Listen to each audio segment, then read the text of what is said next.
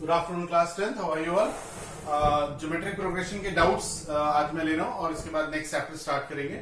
So these are the doubts asked by various students from various schools. सबसे पहले based on page number 400 का question number 54 ये देखते हैं. चलिए, यहाँ पर हमसे सम ऑफ एन टर्म्स पूछा है. सीरीज हमें दी हुई है 4 + 44 + 4 4 4 + 4 4 4 4. ये हमें एक सीरीज दी हुई है and we have to find the sum of n terms. हमें एन टर्म्स का सम फाइंड आउट करना है. प्रोसीजर देखिएगा कैसे करना है. बहुत ही अच्छा क्वेश्चन है ये एक्सरसाइज लास्ट में दिया हुआ रिवीजन एक्सरसाइजेस में पेज नंबर 400 पर है. चलिए, सबसे पहला स्टेप इसमें देखिए 4 कॉमन ले रहे हैं. तो 1 + 11 + 111 + 1111 एंड सो ऑन. यहाँ पर एन टर्म्स है तो ये लिख देते हैं एन टर्म्स, क्योंकि हमें एन टर्म्स का सम फाइंड आउट करना है. तो ये पहला स्टेप हमने 4 कॉमन ले लिया. ओके, अब हम इसमें जो दूसरा स्टेप कर रहे हैं वो समझिएगा. यहाँ पर हम 9 से डिवाइड और 9 से मल्टीप्लाई कर रहे हैं. आप सोचेंगे क्यों कर रहे हैं, अभी रीजन समझ में आएगा नेक्स्ट स्टेप में. तो 9 से मल्टीप्लाई और 9 से डिवाइड किया, ये हो गया 99 एंड दिस इज 999 + 9999. आप लोग अभी सोच रहे होंगे n से डिवाइड 9 से हमने डिवाइड क्यों किया. तो अब रीजन देखिए इसका. 4/9 9 can be written as 10 - 1. Similarly 99 can be written as 100 - 1, that is 10 का स्क्वायर -1. 10 का स्क्वायर 100 होता है. 999 can be written as 1000 - 1, that is 10 का क्यूब -1. ये रीजन था 9 से डिवाइड करने का और मल्टीप्लाई करने का. Similarly this number can be written as 10 to the power 4 - 1 and so on. और यहाँ पर n टर्म्स है. तो ये रीजन था 9 से मल्टीप्लाई और डिवाइड करने का. आई होप समझ में आ गया होगा. अब आगे 4/9 ये 10 10 10 10 की अलग सीरीज बना लेंगे. 10 + 10 का स्क्वायर + 10 की पावर 3 + 10 की power 4 up to n terms. और -1 -1 -1 -1 माइनस कॉमन ले लेते हैं. तो 1 + 1 + 1 की अलग सीरीज बन जाएगी n टर्म्स. देखिए स्टूडेंट्स, अगर आप 1 को 2 बार ऐड करेंगे तो 2 आएगा. 1 को 3 बार ऐड करेंगे तो 3 आएगा. 1 को 4 बार ऐड करेंगे तो 4 आएगा. 1 को n टाइम्स ऐड करेंगे तो n आएगा. तो 1 को अगर हम n टाइम्स ऐड करेंगे तो ये n आ गया. ये तो इसका आंसर आ गया. और ये आप देख रहे हैं कि ये जीपी बन रही है और इसकी n टर्म्स का सम आप लोगों को फाइंड करना है. तो फॉर्मूला आप लगा दीजिए. वही फॉर्मूला आपको पता है. a ब्रैकेट में r की पावर n -1 r -1. ये फॉर्मूला अप्लाई कर दीजिए. फर्स्ट टर्म आपको दिख रही है बेटा 10 है. कॉमन रेशियो T2/T1 यानी 100/10 करेंगे तो कॉमन रेशियो भी 10 आएगा. टू द पावर n क्योंकि n टर्म्स है. -1/r-1 यानी 10 - 1. तो ये हो गया 9. ओके, तो ये यहां तक सॉल्व हो गया. आगे बढ़ते हैं. ये ऊपर से रब कर देता हूं इसमें. तो ऐसे क्वेश्चंस में 9 से मल्टीप्लाई और 9 से डिवाइड करना पड़ता है. आगे सॉल्व करते हैं. तो सम ऑफ n टर्म्स आया हमारा 4/9 ब्रैकेट में 10 और 10 to the power n. इसको एज इट इज रहने दीजिए. -1/10 10 - 9 ये r -1 10 - 1 9 आएगा यहाँ पर. सो 9 और -n. ओके, चलिए नीचे r -1 आता है ना, तो 10 - 1 आएगा. अब इस 4/9 का मल्टीप्लाई कर सकते हैं. 40/81 ब्रैकेट में 10 to the power n -1 -4n/9. So this is the final answer. You can check the answer. Answer are given in the at the back of the book. Okay, चलिए आगे बढ़ते हैं. नेक्स्ट क्वेश्चन जरा पढ़ लीजिए. Next question भी similar pattern पर है, पर थोड़ा सा उससे डिफिकल्ट है क्योंकि उसमें डेसिमल आ जाता है, तो थोड़ा सा हमें उसमें एक्स्ट्रा मेहनत करनी पड़ेगी. यहाँ पर भी n टर्म्स का सम फाइंड आउट करना है. एक बार क्वेश्चन रीड आउट कर दूं. 0.7 + 0.77 + 0.777 and so on.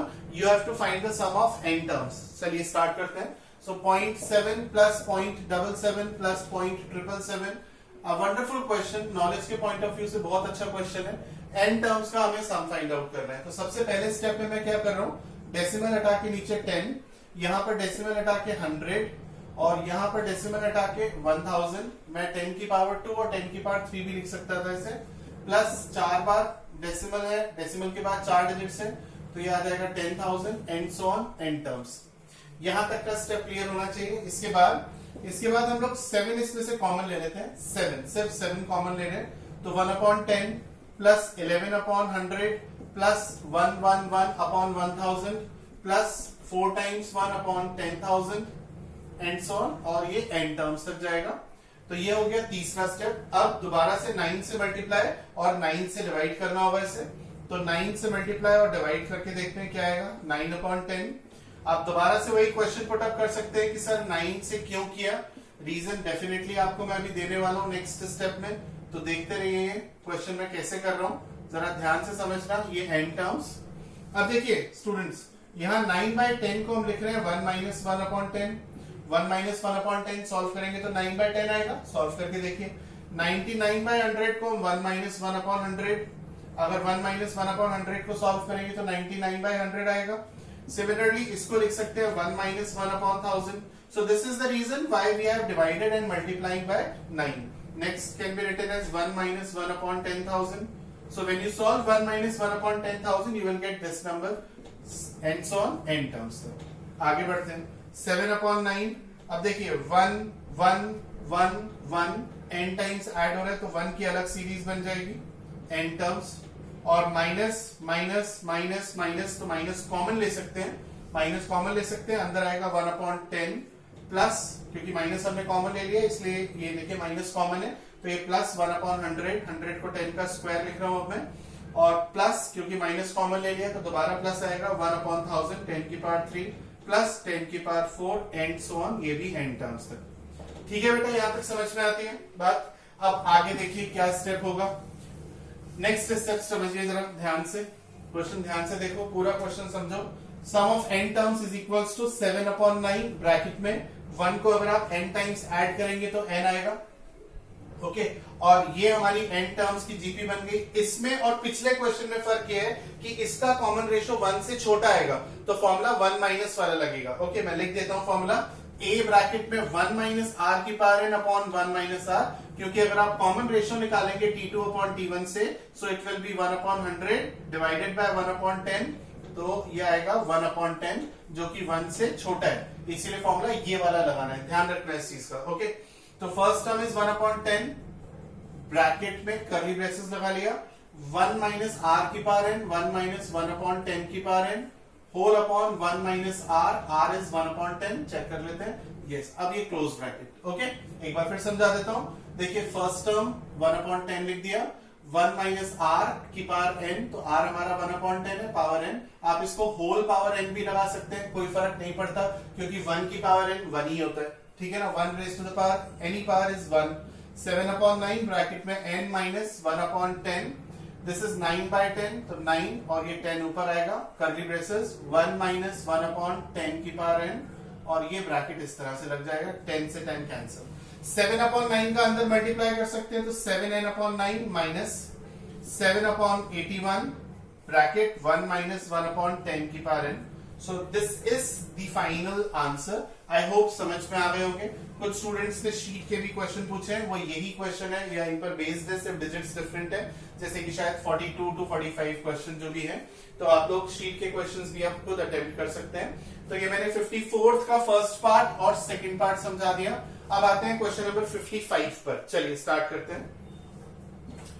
Question number 55 में मैं ये नहीं बोलूंगा रीड कर लो, क्योंकि जरा सा क्वेश्चन है, सिर्फ एक सिंपल सा नंबर लिखा है 0.423 के ऊपर 2 डॉट्स बने हैं, पहले उन डॉट्स का मतलब समझा दो।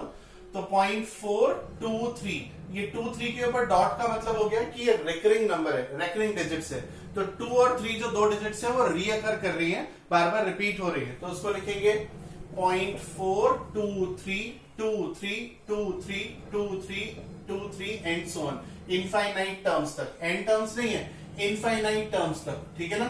तो हमें इसका सम फाइंड आउट करना है, और बाय डिफॉल्ट ये मेंशन नहीं है कि एन टर्म्स तक या इनफाइनाइट टर्म्स तक, बाय डिफॉल्ट ये इनफाइनाइट टर्म्स तक फाइंड आउट किया जाएगा। क्यों?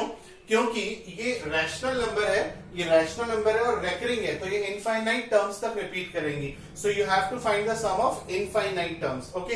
तो ध्यान से पहला स्टेप समझिएगा, और पहले स्टेप को समझने के बाद शायद आप लोग अपने आप कर लेंगे। आइए देखते हैं। तो सबसे पहले मैं क्या करने वाला हूं, बड़े ध्यान से समझना, बहुत ध्यान से, okay. This is the first step. तो मैं इसमें से डेसिमल के बाद जो 4 है उसको निकाल के बाहर फेंक दूंगा, यानी अलग कर दूंगा।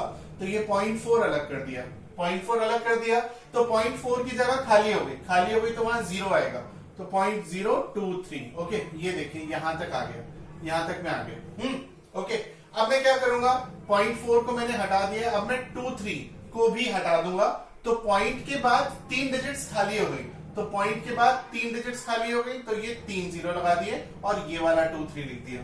ठीक है, चलिए एक बार और समझाता हूं इसको, एक बार और रिपीट करता हूं, क्योंकि मुझे पता है ये क्वेश्चन का ये वाला पॉइंट समझने में थोड़ा टाइम लगता है। एक बार और क्लियर करता हूं, 0.4 2 3 2 3 एंड सो ऑन। दोबारा समझिएगा, सबसे पहले हमने ये डेसिमल के बाद एक डिजिट हटा दी, 0.4 हटा दी तो उसे अलग कर दिया, और हटा दी तो एक ही खाली हो गया, खाली मतलब उसकी जगह 0 आएगा, 0.023। ओके, ये देखिए अब हम क्या करने वाले हैं, ये जो 2 3 है इसको भी हटा देंगे, इसको भी हटा देंगे, तो डेसिमल के बाद 3 डिजिट्स आएंगी, 3 0 आएंगे, इनफैक्ट सॉरी 3 0 और ये 2 3। अब क्या करेंगे, अब ये वाला 2 3 भी हटा देंगे, तो डेसिमल के बाद कितने 0 आ जाएंगे, 1 2 3 4 5, 5 0 आ गए, और ये 2 3 अब लिख देंगे। सिमिलरली अब ये 2 3 हटा दीजिए, तो 2 0 और ऐड हो जाएंगे, यानी कि डेसिमल के बाद 1 2 3 4 5 गिनते हैं, 1 2 3 4 5 6 7, 1 2 3 4 5 6 7, फिर 2 3 आएगा, एंड सो ऑन। ये प्रोसेस चलता रहेगा इनफाइनाइट टर्म्स तक। ठीक है, तो 0.4 जो है अलग से लिख दीजिए, और यहां से यहां तक ये इनफाइनाइट जीपी बन गई। और इसका फर्स्ट टर्म मैं लिख के अलग से समझाता हूं, फर्स्ट टर्म है 0.023, कॉमन रेशियो निकाल लीजिए T2/T1 करके या T3/T2 करके, सेम आना चाहिए, अगर सेम नहीं आए तो ये गलती हो गई होगी मुझसे कहीं, तो T2/T1 यानी कि 0.00023 डिवाइडेड बाय 0.023, ये और ये कैंसिल, ऊपर आएंगे 3 0, नीचे आएंगे 5 0, ये कैंसिल, 3 0 कैंसिल, ये पूरा कैंसिल, तो कॉमन रेशियो आया 1/100। चलिए, तो जीपी की इनफाइनाइट टर्म्स का सम होता है A/1 - R। आई होप सबको याद होगा। फर्स्ट टर्म मैंने लिख दिया, कॉमन रेशियो लिख दिया, फॉर्मूला लिख दिया, सब कुछ बता दिया। अब जरा फॉर्मूले में अप्लाई करिए, तो A की वैल्यू आएगी 0.023, 1 - R की वैल्यू है 1/100। ओके, चलिए सॉल्व करते हैं। तो इनफाइनाइट टर्म्स का सम आया 0.4 प्लस 0.023 डिवाइडेड बाय 99, और ये 100 ऊपर आ जाएगा, तो 0.4 प्लस 100 से इसे मल्टीप्लाई करेंगे तो 2.3 डिवाइडेड बाय 99।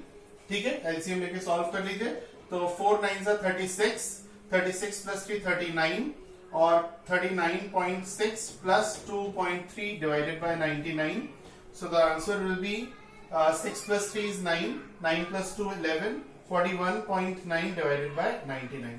एक बार बुक से चेक कर लीजिएगा, और समझ में आया तो मुझे व्हाट्सएप पर रिप्लाई करिएगा। नेक्स्ट क्वेश्चन 44th क्वेश्चन पर आते हैं।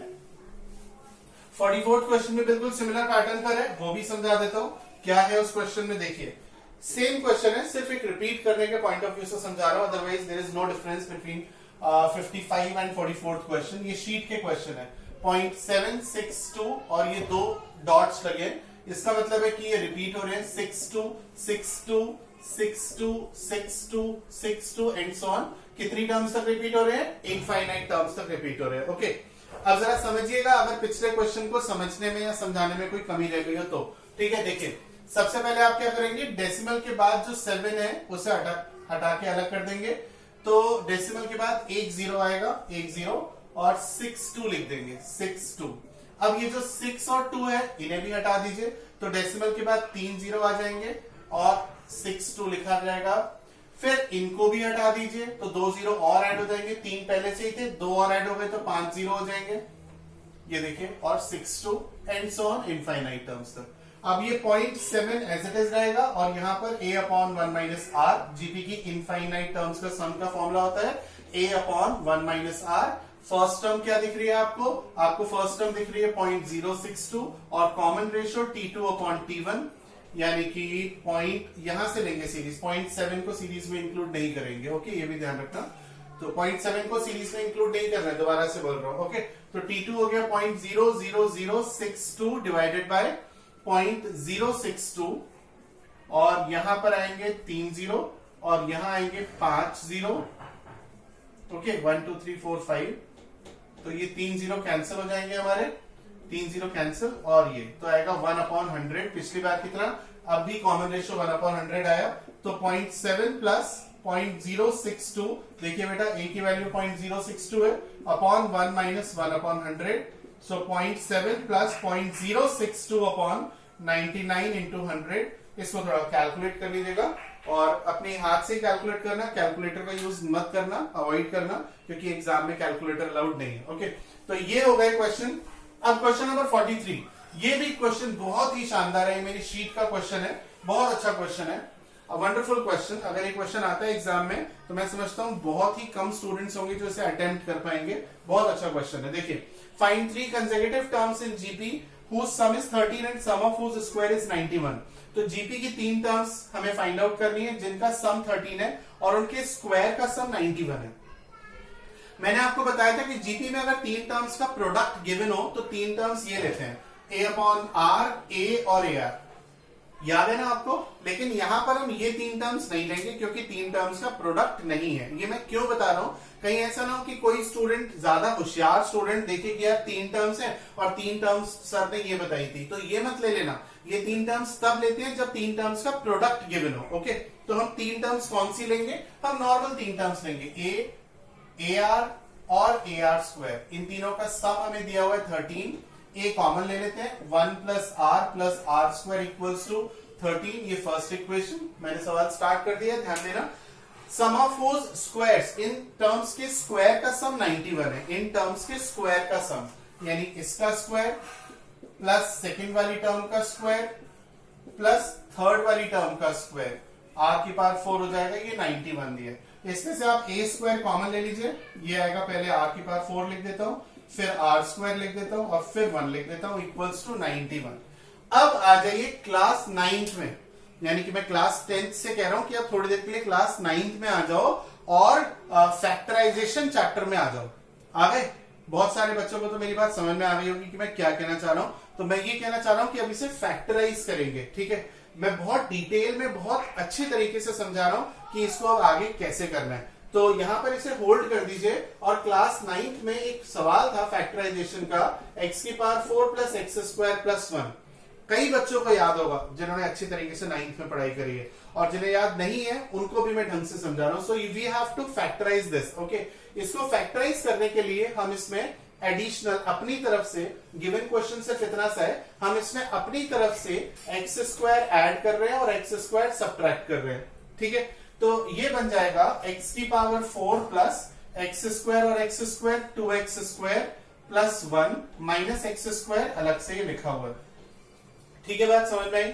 अब जरा गौर करिए, ये क्या है, व्हाट इज दिस, ये किसका होल स्क्वायर है, ये है एक्स स्क्वायर प्लस 1 का होल स्क्वायर। अगर कोई प्रॉब्लम है तो मैं अलग से दोबारा से बता दूं, एक्स स्क्वायर प्लस 1 का होल स्क्वायर जब आप a प्लस बी के होल स्क्वायर से सॉल्व करेंगे तो आएगा a square plus B square plus 2ab। देखिए बेटा, x की पावर 4, ठीक है, plus 2x square plus 1। Okay, तो ये हो गया एक्स स्क्वायर प्लस 1 का whole square minus x square. अब यहाँ पर a square minus b square का फॉर्मूला अप्लाई कर दीजिए, a plus b a minus b, x square plus 1 plus x और x square plus 1 minus x. तो ये हो गया।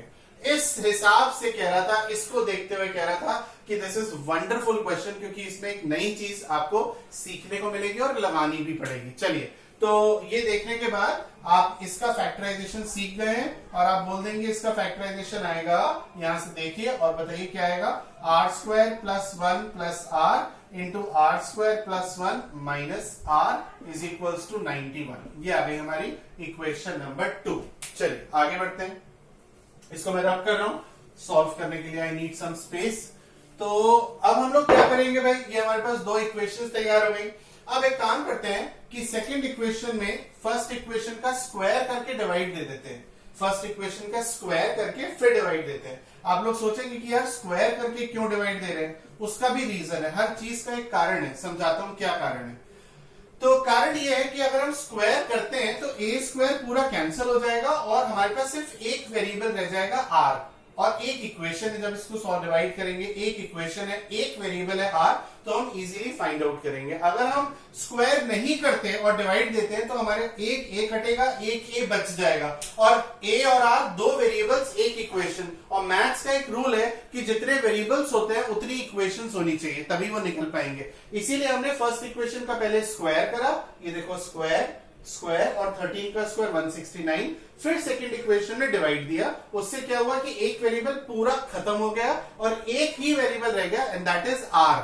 अब हम आर की वैल्यू आराम से सॉल्व कर पाएंगे। चलिए आगे बढ़ते हैं। ये देखिए ये पूरा इससे कैंसिल हो गया, एक 2 पावर थी तो 1 पावर बचेगी, क्रॉस मल्टीप्लाई कर दीजिए, 169 R square 169 minus 169 R equals to 91 into 1 91, 91 into R 91 R, 91 into R square 91 R square. चलिए सॉल्व करते हैं। देखिए एक वेरिएबल रह गया ना, एक इक्वेशन है, इसीलिए हमने स्क्वायर किया था, बहुत जरूरी था वो। तो 169 आर स्क्वायर और 91 आर स्क्वायर, 9 माइनस 1 8, 16 माइनस 9 9 और 7 16 इज इक्वल्स टू, या इसको भी इधर ले आते हैं, ये हो जाएगा माइनस का 9 प्लस 1 10, 9 और 6 15, 16 और 260। ओके चलिए इस इक्वल आर और प्लस 9 माइनस 1 8 और 78 इक्वल्स टू 0। ठीक है भाई, यहां तक समझ में आएगा। आगे सॉल्व करते हैं इसे।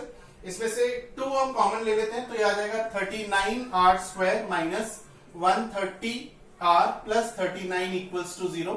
इसमें से 13 और कॉमन आ रहा है तो 13 भी कॉमन ले लेते हैं। 13 3 जा 39 minus 10 R plus 3 equals to 0। देखिए कितना आसान हो गया अब ये फैक्टराइज करना, तो आप सभी लोग इसे फैक्टराइज कर सकते हैं। माइनस का 9 R minus R plus 3 equals to 0, 3 R common, R minus 3 minus 1 common, R minus 3 equals to 0, so R equals to 3 and R equals to 1/3। तो ये दो वैल्यूज हमारे पास आ गई। अब इन दो वैल्यूज की मदद से हमारे आर की भी दो वैल्यू आएंगी। ओके तो आर की वैल्यू 3 रख के पहले ए निकालिए, फिर आर की वैल्यू 1/3 रख के ए निकालिए। देखिए कैसे, अगर हम r इज इक्वल्स टू 3 रखते हैं इस इक्वेशन में तो आएगा a into 1 plus 3 plus 9 equals to 13, 9 plus 1 10, 10 plus 3 13, so a is equals to 1। Okay तो हमारी तीन टर्म्स हैं a ar और ar square. So first term is a r का मतलब 1 इंटू 3 यानी कि 3 और a इंटू आर स्क्वायर मतलब 9।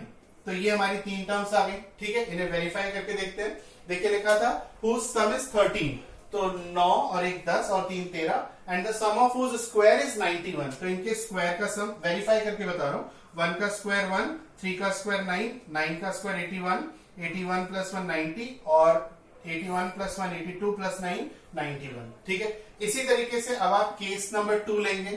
केस नंबर 2 में r की जगह 1/3 रख के यहां पर इस इक्वेशन में a की वैल्यू फाइंड आउट करेंगे। तो एक आंसर ये है और एक आंसर आपको यहां से निकालना पड़ेगा, तो दो आंसर्स होंगे। अगर आप एक आंसर नहीं निकालते तो आपका एक नंबर कट जाएगा। ठीक है, चलिए आगे बढ़ते हैं। नेक्स्ट क्वेश्चन क्या है वो भी देखते हैं। देखिए बेटा, नेक्स्ट क्वेश्चन में आपसे पूछा है if ABC are in AP, यानी अगर ये तीन टर्म्स